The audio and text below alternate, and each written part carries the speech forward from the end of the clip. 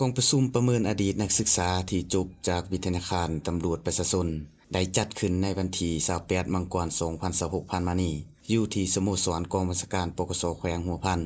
โดยการเข้าร่วมเป็นประธานของฐานพันเอกอัมพรพันมจันทร์รองหัวหน้ากองบัญชาการปกสแขวงหัวพันมีฐานพันเอกบุญเฮียงสอนสมบัติรองหัวหน้าอำนวยการวิทยาคารตำรวจประชาชนพร้อมด้วยคณะรับผิดชอบประเมินนักศึกษา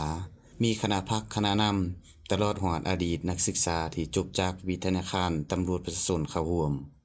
ในกองประชุมฐานพันโทสาติศักดิ์กิโลคำรองหัวหน้าหองการเมืองปกสแขวงหัวพันได้รายงานสภาพการโดยย่อ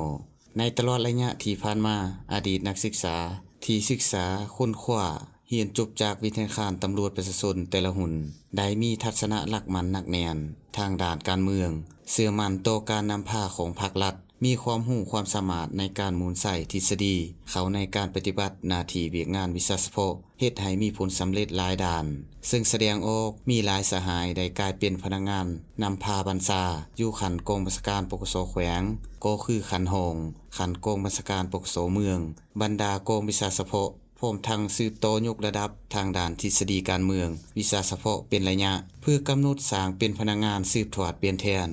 ในวาระกองประชุมได้พร้อมกันประกอบคำคิดคำเห็นปรึกษาหารือแลกเปลี่ยนคำคิดเห็นตีราคาคืนเกี่ยวกับการก่อสร้างพนักงานการคัดเลือกพนักงานไปยกระดับการศึกษาการกำหนดมาตรฐานเงื่อนไขของพนักงานที่จะไปศึกษาค้นคว้าหามเรียนแต่ละหุ่นแต่ละระบบจุดประสงค์ก็เพื่อเก็บกำข้อมูลเกี่ยวกับมรรคผลการปฏิบัติหน้าที่การเมืองของบุคลากรอดีตนักศึกษาวิทยาคารตำรวจประชาชนที่แขวงหัวพันเพื่อสรุปทวดถอนบทเรียนด้านดีและขอคงข้างบางด้านเพื่อนำไปค้นคว้าพิจารณาปรับปรุงในแบบแผนการเรียนการสอนในต่อหน้าให้สอดคล้องแทดเหมาะกับสภาพความเป็นจริงในระยะใหม่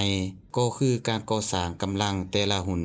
ให้รับประกันทั้งปริมาณและคุณภาพในการศึกษาค้นคว้าหำเรียน